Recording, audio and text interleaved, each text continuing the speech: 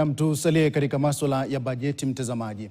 Wakati wa Kenya wakiendelea kukabiliana na gharama ya juu ya maisha, ukosefu wa ajira na deni kubwa la umma, serikali kwa mara nyingine tena imeweka sekta usalama miongoni mwa malengo yake makuu ya bajeti ya mwaka huu wa kifedha. Katika bajeti ya mwaka huu wa kifedha 2026-2027, utawala wa Rais William Ruto umetenga zaidi ya shilingi bilioni 500 kwa polisi, jeshi na mashirika mengine ya usalama na kuifanya sekta usalama kuwa miongoni mwa wanufaika wakubwa wa fedha za umma. Lakini huku serikali ikiendelea kuongeza matumizi katika sekta usalama, maswali muhimu kuhusu wajibikaji, uwazi ndani ya vyombo vya usalama na iwapo walipa kodi hatimaye watapata usalama wanapolipia kwa gharama kubwa yataendelea kuibuliwa. Mwanahabari wetu wa masuala ya usalama Francis Otuma ana taarifa zaidi. Kwa mara nyingine tena sekta ya usalama imejitokeza kuwa miongoni mwa wanufaika wakubwa wa fedha za umma, ikishika nafasi ya pili baada ya elimu kwa kutengewa zaidi ya shilingi bilioni 500.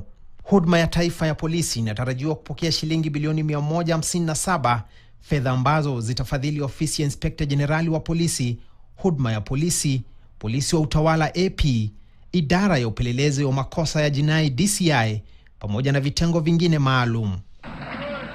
Mgao huu unakuja wakati ambapo vyombo vya usalama nchini vinakabiliwa na uchunguzi mkali kutokana na ongezeko la matukio ya ukosefu wa usalama katika baadhi ya maeneo nchini.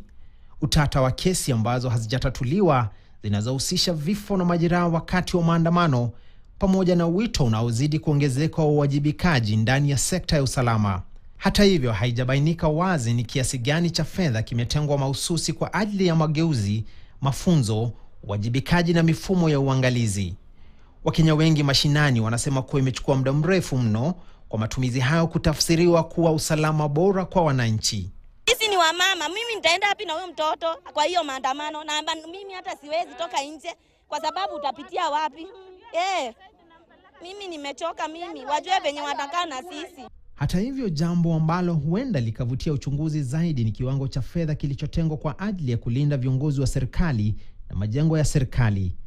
Takriban shilingi bilioni 2 zimetengwa kwa ajili ya ulinzi wa viongozi wa ngazi za juu na usalama wa majengo ya serikali, huku wananchi wa kawaida wakilalamika ongezeko la visa vya ukosefu usalama katika maeneo yao ya makazi.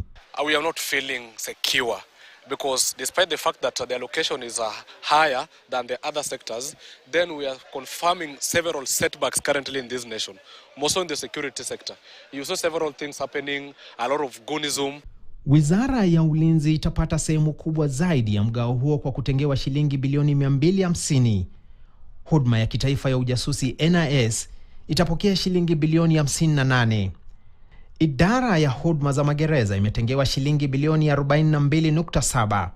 Nayo idara ya uhamiaji na huduma za uraia, ambayo hivi karibuni imekuwa ikiangaziwa kutokana na madai ya utoaji wa pasipoti za kusafiri kwa wageni kinyume cha sheria, itapokea shilingi bilioni 25.9 kutoka kwa fedha za umma. Licha ya sekta ya usalama kuwa mmoja ya sekta ambazo zilipata mgao mkubwa zaidi katika bajeti ya mwaka huu, swali kuu ni ikiwa mgao huu utaweza kubadili mustakabali wa usalama humu nchini na kuboresha maisha ya Wakenya.